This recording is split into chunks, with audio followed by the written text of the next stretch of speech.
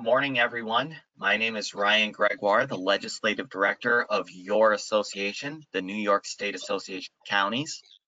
On behalf of our President, Jack Marin, and Executive Director, Stephen Aquario, I want to thank you for joining us this morning for NYSAC's 2021 Legislative Conference Workshop on regional jails and the opportunities that presents for counties across the state.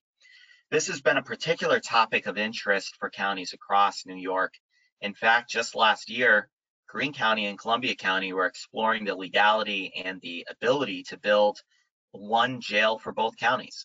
Unfortunately, this proposal was unable to advance in large part due to the restrictions of the current county law, Section 217, which is what the governor's budget proposes to amend. In fact, the budget states each county shall continue to maintain a county jail as prescribed by law, provided, however, this section shall not prohibit counties from jointly maintaining a county jail pursuant to a shared services agreement. Nothing in this subdivision shall prohibit contiguous counties from jointly maintaining a jail. So today's presentation will discuss potential opportunities for counties to explore this provision that's been included in the SFY 22 executive state budget proposal. And at this time, before we get to today's presentations, I would like to thank SMRT Architects and Engineers for sponsoring this workshop. And we would like to share a message from them right now. If Jeanette, if you could provide the video for SMRT Architects.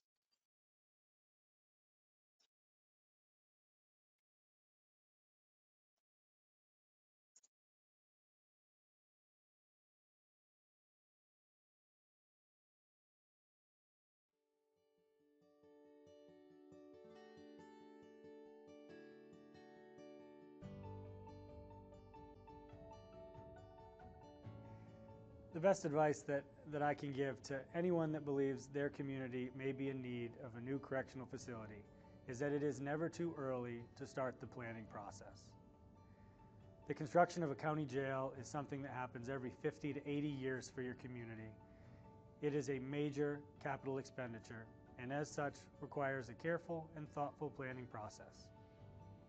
The first step in an effective planning process is the establishment of an internal working group of a broad spectrum of stakeholders from across your community. That group can include members of your sheriff's department and local law enforcement, representatives of the judiciary, local elected officials, and also mental health and healthcare organizations and community organizations in general. We like to remind people that your jail is in your community and your community is in your jail.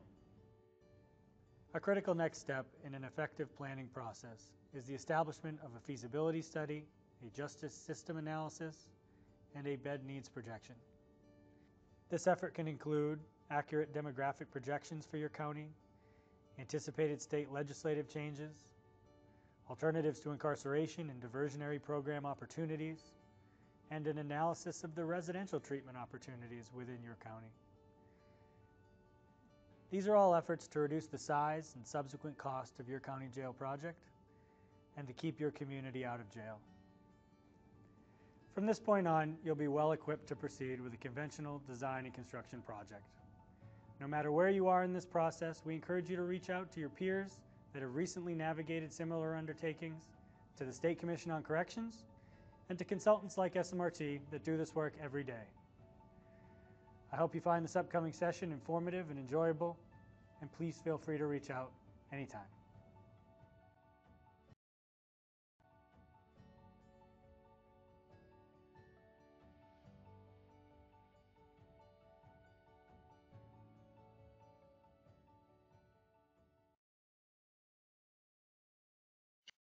Well, thank you, Jeanette, and thank you, Graham from SMRT Architects and Engineers for providing that sponsorship of today's webinar. Today, we are joined by several county leaders who are looking at regional jail consolidations and what those opportunities may look like for their community. We're joined today by Matt Landers, County Manager in Genesee County, Sheriff Craig Apple, the Albany County Sheriff, and County Manager Jack Welch from Orleans County. And Matt was appointed County Manager and Budget Officer for Genesee County on August 15th, 2020, after serving the previous 6 years as the Assistant County Manager for Genesee County. Matt previously served as the Deputy County Treasurer and while also wearing the hat of Real Property Tax Service Director for those 3 years. Matt has an MPA from SUNY Brockport and a bachelor's degree in accounting, also from SUNY Brockport. Jack is the Chief Administrative Officer for Orleans County. He has a bachelor's degree from Purdue University and a graduate of NYSAC's County Government Institute and Professional Development Academy. Jack has over 20 years in local government experience, including 13 years as Orleans County Director of Personnel and Self-Insurance, and he became the Chief Administrative Officer on March 26, 2020. And Sheriff Craig Apple has been the Sheriff of Albany County since 2011. Prior to that, he's served actually in the Sheriff's Office since 1987, beginning as a correction officer, a deputy sheriff, an investigator, a sergeant, a lieutenant, and then he was promoted to patrol commander and had oversight of that patrol division since 1997, and then eventually being promoted to become the chief deputy field commander and, of course, the undersheriff in 2009. Sheriff Apple holds a Master of Science in Public Administration and a Bachelor of Science in Public Administration as well. He holds certifications from the New York State Law Enforcement Institute at John Jay Criminal College, the John F. Kennedy School of Government at Harvard University, the United States Department of Justice FBI National Academy, and the New York State Corrections Academy. I want to take a moment and thank all of our panelists today for joining us. And as a quick, before I turn it over to Sheriff Apple, just as a quick bit of housekeeping, if you have a question during today's presentation, please type that into the question panel on the right-hand side of your screen. We will answer those questions in the order in which they are received after today's planned remarks. Again, thanks for being with us, and let's now go to Sheriff Craig Apple in Albany County.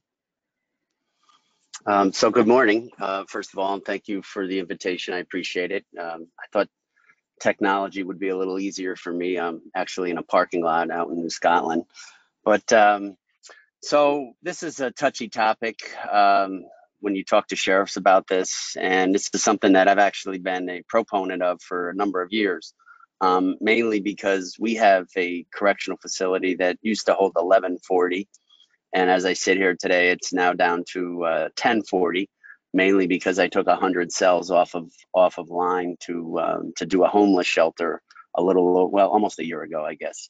And I'll talk about that in a couple of minutes. But I think when our jail was overcrowded back in the 80s, early 90s, we housed I think roughly 380, 390. And then with crack cocaine and all these designer drugs starting to pop up, arrests were going through the roof, and we kind of had the mentality of, if you build it, they will come. And we started building 100 cells, 100 cells, 100 cells, and we constantly filled it up. And eventually, we went over to the buildings, built A building, B building, C building, and now we've got this monster out by the airport. And then it's kind of a national, I think a national anomaly right now where overall prison census are down. I'll give zero credit of that to bail reform, at least locally, because I think here in Albany County, between the district attorney, myself, public defender's office, the court systems, we've done an outstanding job over the last 10 years of lowering our population by finding alternatives to incarceration and really having the jail for what the jail should be, and it's to keep the really bad people in. Some of those folks that are facing addiction, whatever the case may be, get them the help they need and hopefully get them on the right track and keep them out of the facility. And I've always said that when the jail population is down, everybody wins, because it costs a lot of money, as I'm sure some of you county managers will talk about. Our jail, my budget's roughly 80 million. My jail is literally half of that, $40 million. And that's with a low census. So it's a very expensive building to run, constant upgrades.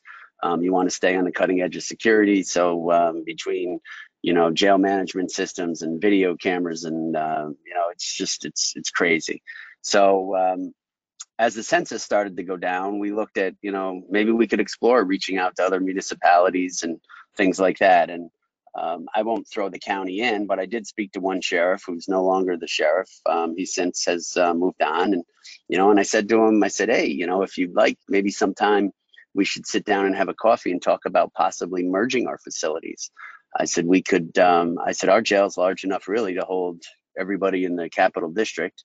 Um, but with that said, we'd remove the sheriff and maybe come up with something called like a regional detention facility, whatever the case may be, and have an authority. And we would, you know, merge all our positions and maybe attrit COs out and maintenance out and kitchen staff out over the years to come, and really show a huge savings. And, you know, it'd be a great legacy for you. And he looked me square in the eyes and said, you know, if I didn't have the jail, I wouldn't have anything. And I went, oh, whoa, all right. Well, I understand that, but also, you know, you got to kind of look at the big picture. You know, I mean, taxes in this state are through the roof. What can we do to kind of cut the expenses down a little bit and share some services? But regardless, it never came to fruition. And then obviously Schoharie County built and Greene County built, and Rensselaer County has a relatively new facility. Warren has a new facility. Saratoga's facility is relatively new. Excuse me, I'm on the tail end of a cold. Here we are. We have all these jails and very low census. As I sit here and talk to you today, I have 330 inmates in our facility. Again, we hold 1,040. Of the 330 inmates, 100 of them are boarders. Drops me down to 230 inmates, give or take a couple. Of the 230 inmates, I have 45 state readies that the state hasn't taken, which is another burden that's being put on the counties. So take those 45 out, I'm under 200. That's a low number. So basically you could say, you know, I'm roughly at 20% capacity in Albany County. And again, that's where you can save, you know, millions and millions of dollars. As I sit here, I have roughly 80 correctional vacancies. Our starting salary is $40,000. So you're talking roughly $3.2 million. Add the bennies on that, you're talking close to $6 million in savings right there. So we've been running with those openings because obviously census is low. The borders, you know, yeah, that's fine, but still at the end of the day, with an empty facility, you're talking less maintenance, you're talking less medical, you're talking less personnel services, less laundry, you name it, you're less food. So, you know, those savings can compound exponentially. So, and that's where we were at. We couldn't get anybody really to want to join forces and do this and try to, what I would consider kind of doing the right thing. I know there's sheriffs out there that have a voodoo doll of me right now sticking me with it, but I mean, I still thought at the end of the day that we work for the taxpayers and that we could save millions and millions of dollars by doing this. And I think we had a really good plan to do it. With that said, and the low census, you know, we've come around and I'm like, well, we've got all this open space. We got this monster facility. What can we do? What can we do with this building to do some really good with a building that's historically known for being really bad? So decided to try to do a homeless shelter. And what we did was we took a building, which is kind of an L-formed building connected to our jail. We took the one that was the first edition, so it's closest to the roadway and has somewhat, it's a little bit separate from the main facility, so to speak, except for a courtyard. And we took the bars off. We redid those 100 cells. 50 of them have been completed and have been for roughly a year. And we created what I call the Sheriff's Homeless Improvement Program. And we take individuals that are recently released from incarceration or are generally homeless on the street. And we offer them an opportunity to stay in our facility, stay there with the promise that if you are fighting addiction, you'll seek counseling. If you need a job, you'll seek employment and you'll save money and you'll work towards living that American life and American dream that everybody on this call lives every day, paying taxes and paying rent or paying a mortgage and leasing a car and everything else. So to date, we've put roughly 54 people through the program. We've got a very good success rate. We've got individuals that have been able to save thousands of dollars to the point where we got nervous and had partnered with SEFQ Bank and had them come in and actually show these individuals how to create bank accounts and save money and put it in electronically. And we've got individuals with thousands of dollars in the bank that are now going out, getting their apartment, paying their first, paying their last, leasing a car. And I think that's what we're all supposed to do in government, whether you're the sheriff, a county manager, a county executive, or a county legislator. You got in here into government to help people. And I think that's what we're supposed to do. And I think we've done a pretty damn good job of doing it here in Albany. Some of these individuals, we've got great partners. I mean, I can't give enough props to SEFCU, a local credit union. They've done an outstanding job of coming in, seeing what we needed. They paid for a brand new floor to go down because they wanted to get rid of that institutional feeling. All the rooms have like a Luan door with their own lock, has a toilet, workspace, television, and a cubicle that they can, it's basically a tiny room. So we've had great success again. If you use what the county pays out in motels and hotels and everything else, so far in a year's time, we've saved $175,000 taxpayer money by not having to put these individuals into hotels or motels. We're using a lot of the services from the correctional facilities, such as addictions counseling, domestic violence counseling, PTSD, mental health, whatever the case may be. And we've had job training coming in.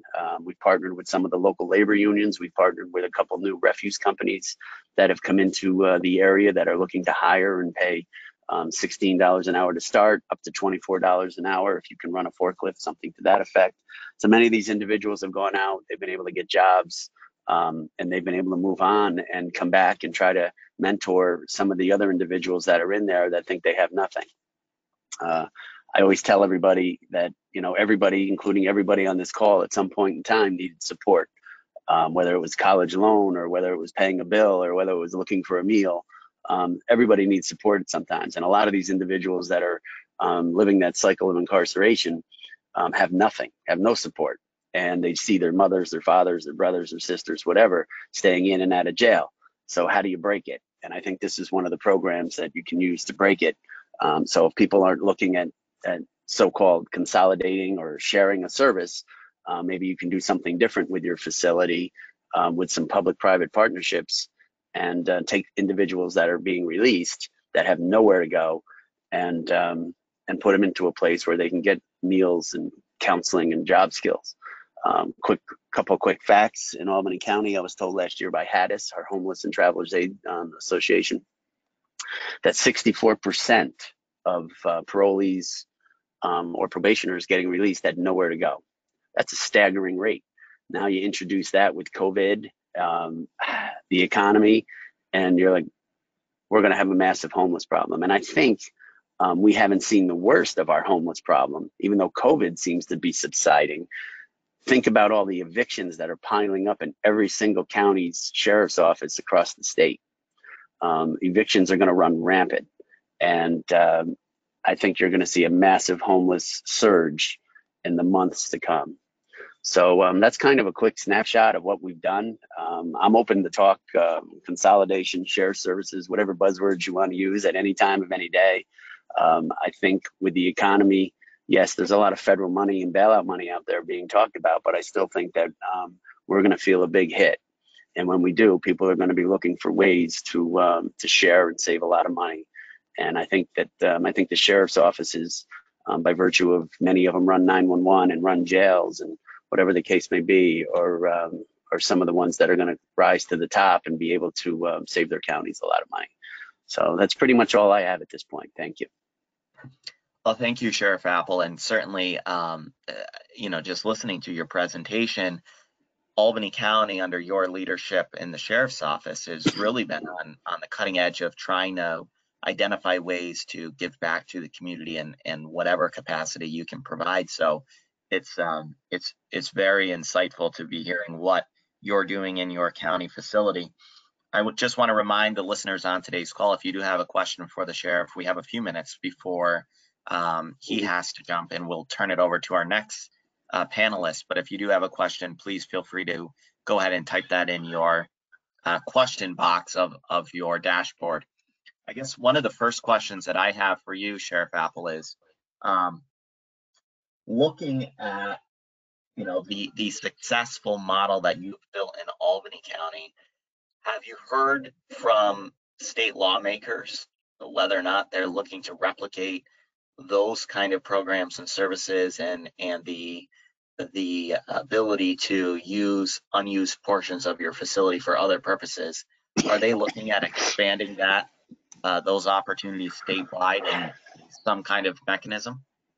The homeless program, I've only heard from a few other counties throughout the state, west and south, that we're eager to try to do something similar.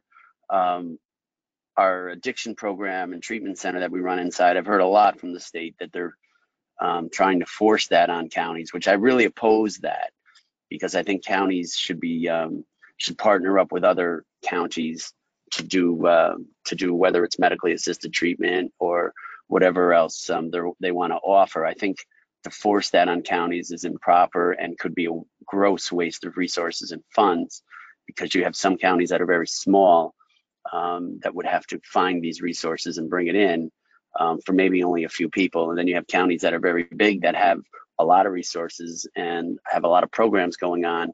I think the other counties should be allowed to send their few to the counties with many. But that's really all that I've heard. I haven't heard anything else on the SHIP program, but keep in mind, with COVID and legislators all working from Zoom, it's just crazy times right now. But I think you will see this. I think you will hear this. I think counties, I think we were the first jail in the state to do it with a functioning correctional facility. I know Oregon did it with a closed down jail and had great success. I'm not sure of any others in the nation that have done it. And again, this was just something because we knew we had a homeless issue. We knew we had space. Unless something goes crazy, I'll never need that space again. So it has a separate egress and ingress. It has its own yard. It has green space. It's on the bus line. So far, we've had great success. It may not work for a lot of counties, but for our county, it does. Great. Well, thank you, Sheriff Apple. And Sheriff Apple is my sheriff here in Albany County. Couldn't be happier with having him representing us at the county level. I'll let you go, Sheriff. I know you have a lot going on, and we will go ahead and turn today's presentation over to Matt Landers and Jack Welch from Western New York area. But again, thank you, Sheriff Apple, for being with us. And at this time, I would like to open the floor to Matt Landers, Genesee County Manager. Thanks, Ryan. So I'm going to basically go over a short history and tell the story of the Genesee County Jail project and how we have picked up some steam on hopefully trying to do a collaboration with our partners to the north, Orleans County. Just looking really quickly here at the outline, I want to basically touch on the need for a new county jail here in Genesee County, a need that's been growing for quite some time, what our project timeline has been and is, some of the pros that we've identified of sharing or having a joint jail, along with some of the challenges and hurdles that we've noted and are still noting as we move along, and what we look as a path forward, either as a joint jail or a shared jail, or even if we went forward on our own and having the capacity to have a shared jail into the future. So basically, Genesee County has a lot of jail deficiencies. It's an old structure, as a lot of counties that were facing years ago. We are one of probably the later ones to actually consider building a jail. I know there's been a bunch out there, but ours was built originally in 1902. We did have an addition in the mid 80s to add a few more beds on. One of the deficiencies at our jail now is we cannot house females in our jail. It was not designed for females. It was never designed. It is an issue of fairness that we have, where females are continually boarded out. It's a matter of cost. We've been increasingly aware of the unfair treatment, and it's something that the Public Defender's Office has brought to our attention, and we believe that because of the progress we've been moving forward with, because of the design work and our commitment to building a new jail, that this has kept us out of any kind of legal issues. And if you go back the last several years, we have been increasingly having more and more of our males housed out as well. And I know that was pre-bail reform because currently we don't have to house males out, but we do anticipate when the COVID has subsided more and we get back to the sentencing and the court and trials, that we will fill that jail right back up. So the inmate supervision is outdated in our current jail. The design is very inefficient and requires a higher level of staffing than the newer pod designs that we are looking at for the new jail. The condition, our facilities crew has done a yeoman's job of keeping it up to date as much as possible and band-aided and put together, but we have significant capital cost looming that if we do not either build a jail, we will be forced to have to reckon with. So we are trying to avoid that. There is definitely an inadequate space for services and programs. There's as time goes on, the sentiment from the state, and rightfully so, is to increase services that help with things such as recidivism. So we are supportive of that, and we currently cannot do the level of services that are justified and needed. The intake and release area, very insufficient to process, supervise. It's not a safe environment for our intake. It's very difficult to maintain and a secure environment. And basically, I should have let out with this. It's an 87-bed facility. We had 144 inmates in June of 2019. This just goes to show the challenge that we face here in Genesee County on trying to decide on a size. And it's a lot of sleepless nights thinking about this and having our consultants help design a size. We went from, we have a 87-bed facility. We went as high as 144 in June of 19, which is actually what the 25-year projection was for our bed study, was to be 25 years out. We actually met that in 19. We had a low in the 30s not too long ago, and we're currently floating around 61, 62 inmates. So we had a study done, and it was done with the assistance of SMRT, who with Graham Vickers, who had the opening video from SMRT. We've been very pleased with their work. There's a plug there for those individuals. But they did a very comprehensive study, as they pointed out in their opening video, as a needed step. So we know, the sheriff and I, Bill Sharon, that we don't build a lot of jails, and this is going to be the only jail that we know of or build in our history here in Genesee County. So we wanted to have experts come in and to assist us that have an expertise from building these all around the country. We had the report devised in 2017, updated in 19, to try to take into consideration some of the anticipated effects of bail reform. And again, this was before bail reform was put into effect in January of 2020, but it was trying to capture some of those effects. And then this report is what generated the basis of what we ended up designing. It told us that we needed a 184-bed facility to accommodate a population of 144 individuals. And for those that haven't dove into this or analyzed it, the differences take into consideration factors such as peaking, such as maintenance, such as classification, where obviously you can't have certain inmates housed near each other. So the design, the projections showed that Genesee County needed a jail of 184 beds to accommodate a population of 144 25 years into the future. And again, just to show the variability and we met that number in June of 2019, and now we're down around 60 individuals. So we had a jail designed. SMRT taking the study, which told us how many individuals that was projected to be needed in 25 years. We purchased land. We had some vacant land right to the east of our current County Building 2. And the picture on the left-hand side shows up in the top of the picture is actually where we house our health department, IT, records, history. We own some of the land to the east of it. We purchased a couple more acres to make sure we have enough space, and we had SMRT design a 184-bed 4-pod facility, and you can see the rendering on the right-hand side of one of the pods of how that would look. This is a quick snapshot of what the design was. Again, I said that it's designed to house 144 inmates. It was 100% based on the bed needs study. I'm a firm believer in hiring intelligent people to advise on areas of their expertise. So I didn't want to have somebody in the future say, Matt Landers, how did you come up with a 184 bed 4-pod design, and say that I pulled it out of the air? I had a professional study done by a group that does this all around the country. So the study is what dictated the size. We were set to begin construction in September of 20 with a projected completion in 2022. So this is going back to early 2020, we were on pace to start bidded work just a couple of months out. So we were pretty much on the cusp, and this was going to be a standalone Genesee County Jail.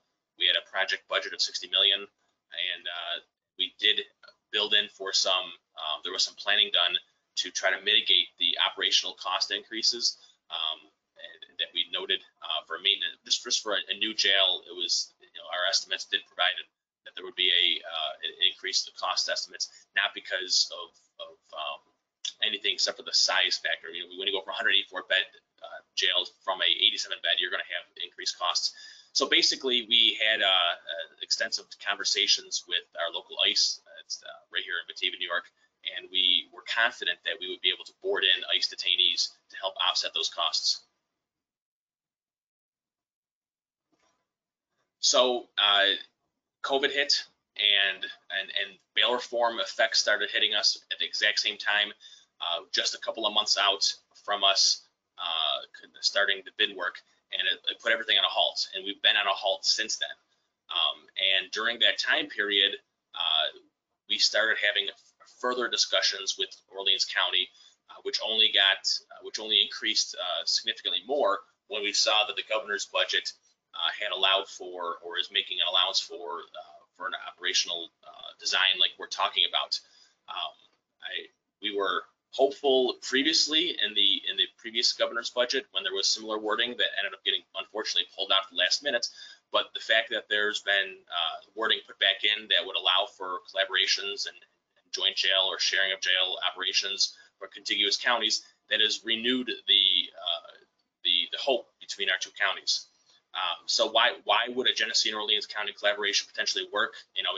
This isn't necessarily a venture that would work in every scenario for counties, but Genesee and Orleans have a natural history of sharing. Between our health departments, we have a shared youth director, tax mapping services, weights and measure. We have been increasingly looking for ways for our two counties to share. We are, very similar size, geographically right next to each other, with relatively smaller footprints. We aren't one of the larger sized counties where that it would be difficult for citizens to travel from one part of one county down to another corner of another county of the adjoining county. So we do have a setup that is conducive for this. Both counties have aging jails. We look at this as a more efficient use of local taxpayer money. Both the Orleans and Genesee County legislatures look at that very seriously and see how this could be a way that we could potentially save a significant amount of local taxpayer money. For Genesee County specifically, boarding in Orleans County inmates provides some revenue to help offset operational cost increases. So this is the part that we were looking at ICE previously, and not that we wouldn't still be looking towards ICE if necessary, but we felt like this was a more stable long-term partnership for inmates to help offset our operational cost increases. And for Orleans, they've done their own internal analysis. This goes back even to Jack's predecessor with Chuck Nesbitt, and they've done the analysis where they believe that it is significantly less expensive for them to board out essentially than to build a full-scale operating new jail in Orleans County. Both county legislatures at this point are supportive of the collaboration, the investigation of it at least, and both county sheriffs are open to the investigation, and that's key because I know that overall this is not being well received, or the concept, I should say, is not being overly well received through the Sheriff's Association. So to have both of our county sheriffs willing to explore and look at how this would operate is definitely a plus at this point. So the challenges and the hurdles that we've identified so far, and there's new ones that are popping up. So basically, the laws in the books, which requires, and I'm putting this, paraphrasing in layman terms, but basically each county to have their own jail. The governor's budget is supposedly, and I say supposedly because one, it has to pass, and two, it has to stand up to any kind of criticism and challenges. So basically, the governor's budget is apparently making it easier for a situation, for an operation like this to occur. The next two, the COC and the Sheriff Association, are differing levels of entities that that will either oppose, and that's the case of the Sheriff Association, that we expect will oppose this operation. And the COC is somebody that we have to partner with. Obviously, for those that have built jails, they have an immense amount of power on how you staff these jails and how they operate. So we need to make sure that any concerns they have are alleviated, and that we are moving forward in a prescribed manner, that there's no hidden cost increases that could end up eating into whatever savings that we projected. So as far as the logistics, what we're looking at here so far, and we're still kind of crafting through the process, so it's definitely not, it's definitely a work in process, is that we'd look at Orleans County. They still have a need for a short-term holding center. This is one of the identified costs of this project, that they would have primarily for pre-arraignment individuals, but something to keep people so that they're not traveling in the middle of the night down to Genesee County, but that they would hold somebody for maybe a 1, 2, or 3 day holding center in Orleans County. This is something that's being studied right now through Orleans County and their cost estimates. And then there's also some transportation costs that have to be identified between moving inmates back and forth between Genesee and Orleans County. So these are definitely a noted hurdle at this point, or a challenge. And this is something that was brought to our attention very clearly from our partner, SMRT.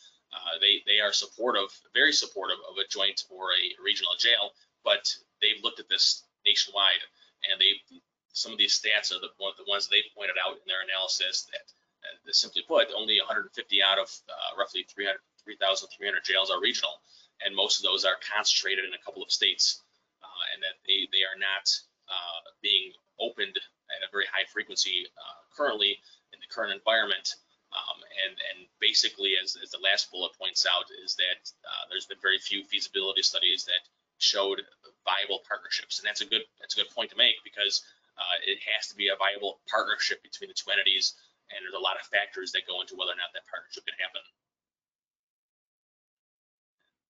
So the path forward, for as I see it, and again, this is we're creating this as we go, but basically there's two counties that are very interested in making this happen. So as long as there's that, there's hope.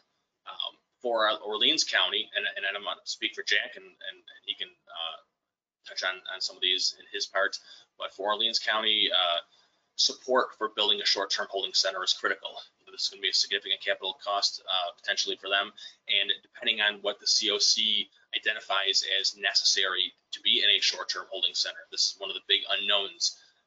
If at the end of the day they end up there's a requirement for this thing to be basically a small jail, and the cost is prohibitive, then there might not be a shared jail scenario, because it's just going to be too cost prohibitive, and Orleans should probably just build their own jail.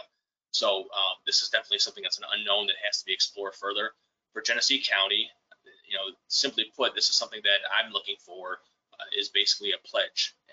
It's an idea that I had actually a couple of years ago to cover future expansion costs. So people will say, well, what's the benefit of Genesee County having this jail? It's in Genesee County, having a long-term contract. If you end up taking too many people on, and you have to turn around and add on a pot or two later on at the full cost to the Genesee County taxpayers. In conversations that I've had with the state, and this goes back a couple of years ago now, there was a consensus or a thought process by some at the state that we were potentially building a jail too big.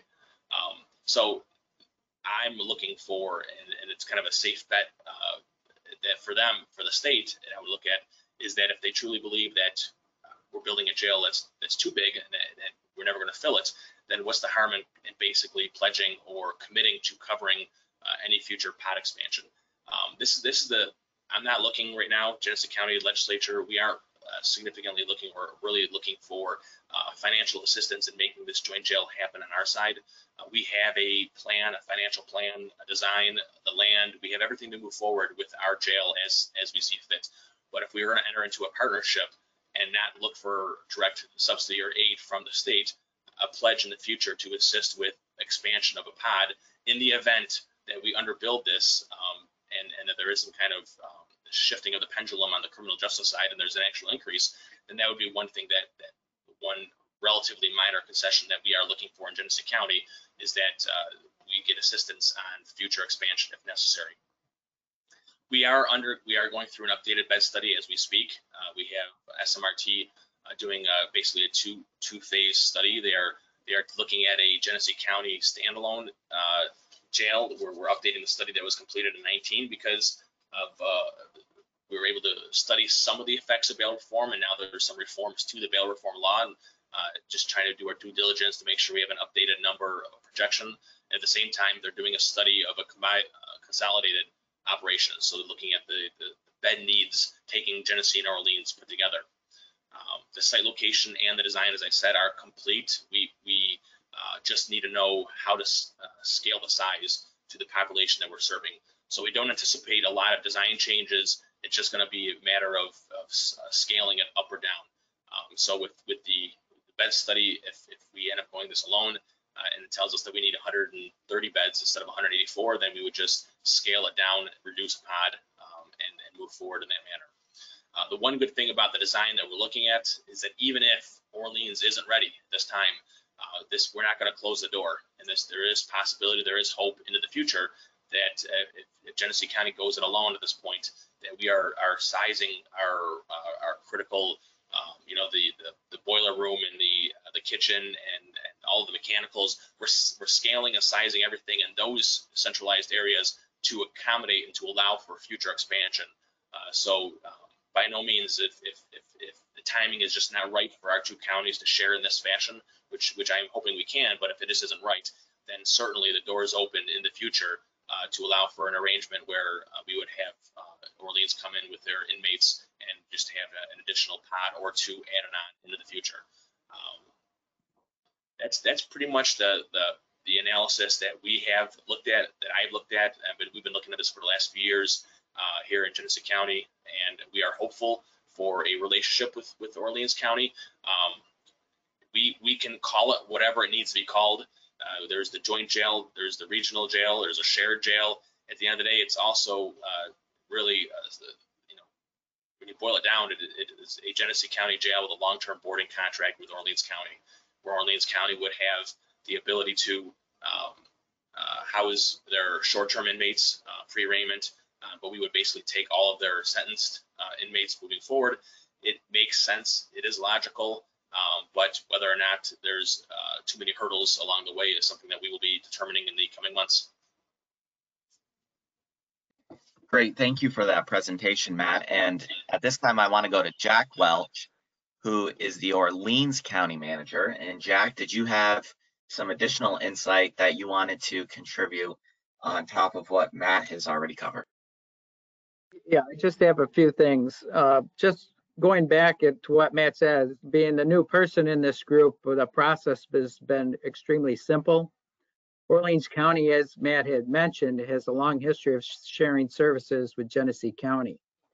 Sharing jail services just seems like a natural and significant shared service given the environment that the state has been asking us to explore shared service opportunities for several years now. And with the tax cap, how is the county supposed to replace a 50-year-old facility and still be tax cap compliant? It seems common sense to explore the possibility of sharing jail services. This path is really lined with hope and faith that the legislative restrictions that prevent jailed services will be changed and modernized to transform local jail services into an efficient and, I dare say, reimagined way. there are really two issues. One is the physical plant, and the other is the operational guidelines, or how do two independently elected sheriffs create a smooth operational plan for a shared service, shared jail service. So on the physical plant side, of course, you've got the New York State Commission of Corrections, which provides the minimum standards for the management of correctional facilities. This has a significant impact on the physical plant we are required to have and maintain. Perhaps it's going to take even more faith and hope that the New York State Commission of Corrections will be willing and cooperative partners in the process. In 2007, Orleans County hired a firm to perform a jail and population program study.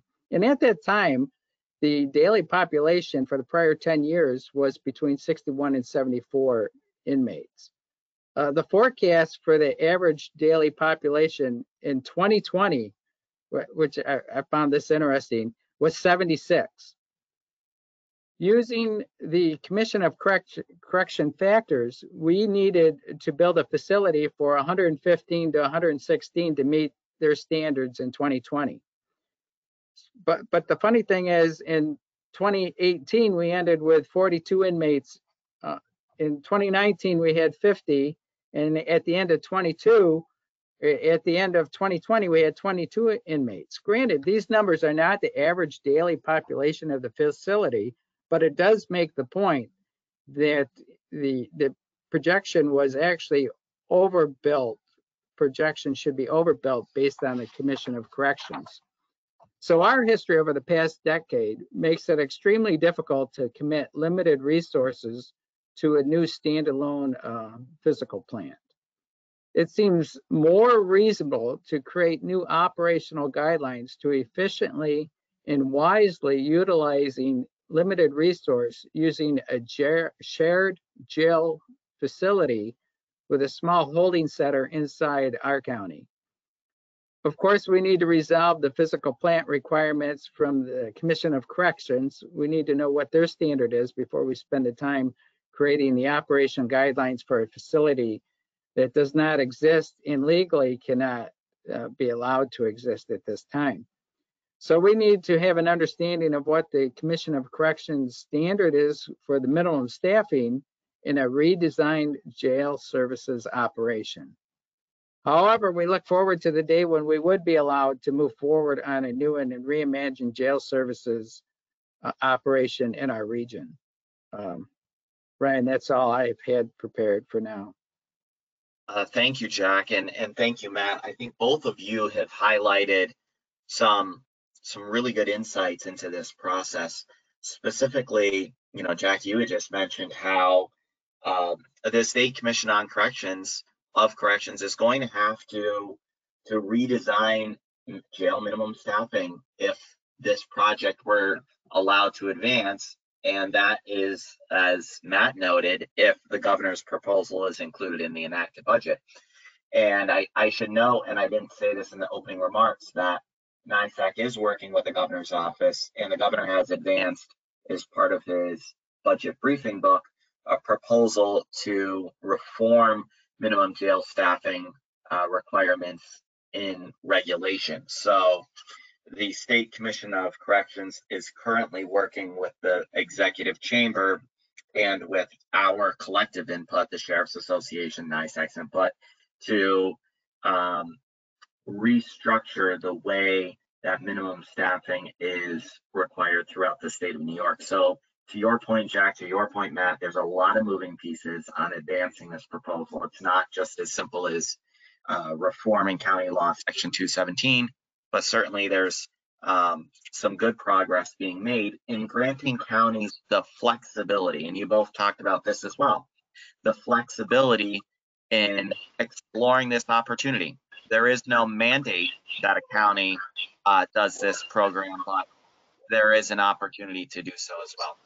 So the first question I have for everyone is, if consolidation were to advance in Orleans and Genesee County, would a new site be explored? And I think, Matt, you answered that, but if you could just, if you and Jack could just opine a little further on whether or not a new site would be explored and how that might work again in Orleans County, Jack, as far as whether that detention holding center, where would that look?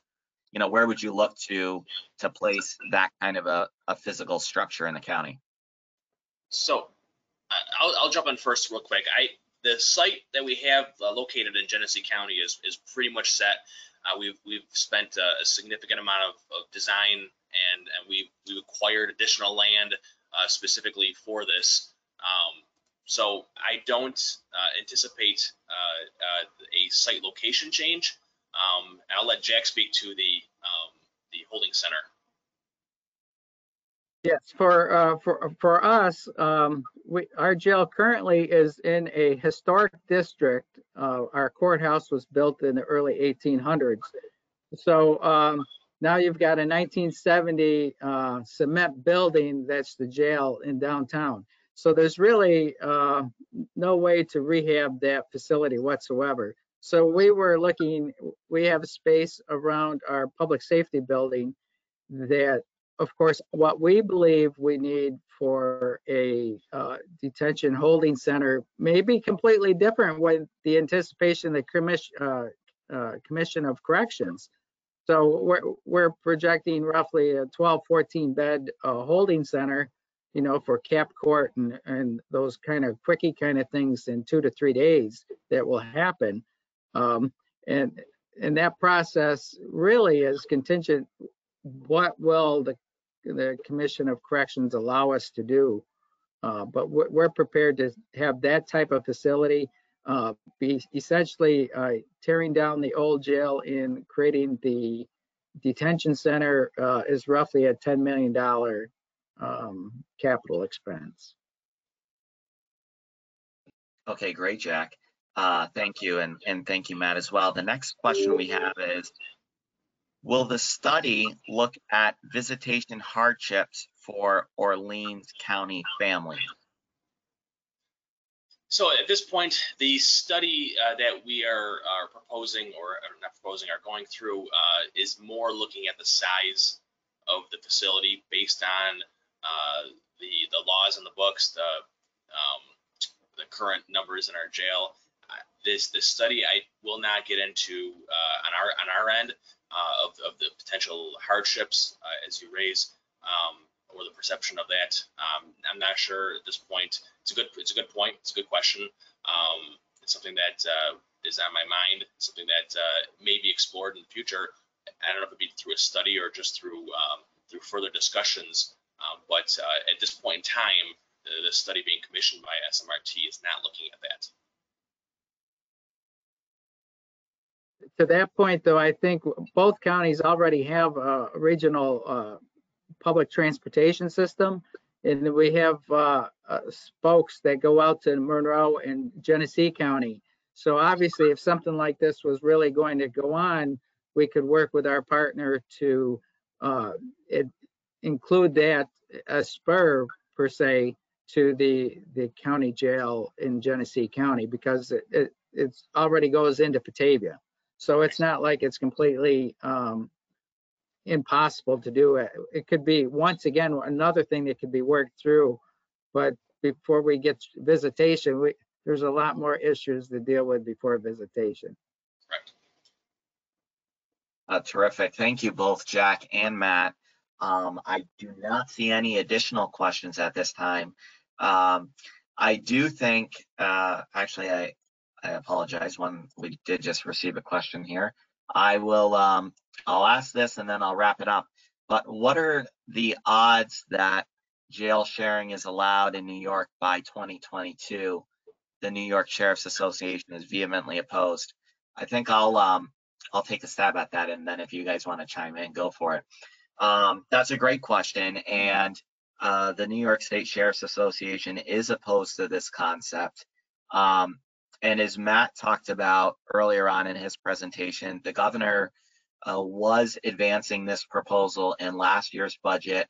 During the 30-day amendment process, it was stripped from consideration. It was excluded in his budget, in part due to concerns that the sheriffs had raised, and some advocates in the community.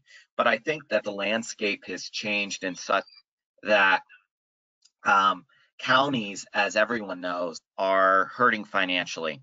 And as we just heard from Craig Apple in Albany County, there's also a lot of opportunity to work together to try and advance partnerships. And in this legislation that is being proposed in the governor's budget, there is no mandate that a county must do this. It simply authorizes at local option if it makes sense for you. And Matt and Jack just talked about, it may actually not end up making sense for these two counties at the end of the day, and that's perfectly fine. But this legislation would authorize counties at local control, which is why NISAC supports this concept, is because it's for county local control to be decided at the county level rather than the state dictating to the counties how and when and if they must do something. So I do think there's a little more support in the legislature this year. Certainly there's an understanding on both sides of the aisle in both chambers that this is a natural next step to allowing counties to advance their shared services initiatives. And one of the questions that I did just want to note for everyone on the call, we are looking into whether or not the shared services, the countywide shared services initiative, and the funds that are allocated in the enacted budget would be applicable for these kind of projects should this legislation advance. We are seeking clarification on that. But I will stop there and let Jack and Matt opine in further detail if they so wish to do so. I would just first like to say, to piggyback on what you say, I think it's so easy today to be against something because it's very little work to be against something. It's a lot more work to try to find a solution on a possibility.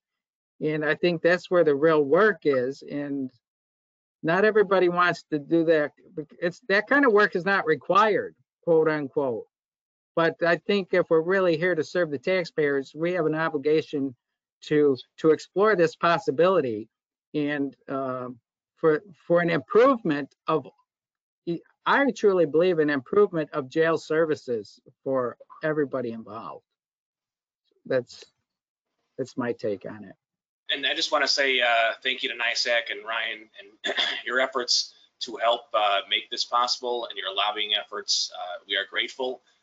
We know you're working hard there to allow for arrangements like this to happen, along with the shared service initiative of allowing those kind of costs to be qualified, which would be wonderful. We can't thank you guys enough. And I guess at the end of the day, if it did get pulled and the Sheriff's Association was successful, the one thing about the design that we're going through right now is that the door is not shut. That if we are designing this, as I said, as a Genesee County jail, albeit smaller than we originally planned, we can always add on in the future, and the door is going to be there for Orleans County into the future. It'd be nice to build it right out of the gate, but we will be building this in such a fashion to allow for future sharing. But thanks, Ryan, and the NISAC for all your efforts. Well, thank you, Matt, and thank you, Jack. And of course, thank you, Sheriff Apple, as well. I'd also like to thank our sponsor, they're up on the screen here, SMRT Architects and Engineers, for sponsoring this workshop. And you can find a recording of this webinar and a copy of the PowerPoint on our website. I believe they'll be posted later this week. And again, we hope to see you at all of our upcoming webinars and our virtual legislative conference. Thank you very much, everyone, and that will conclude today's webinar.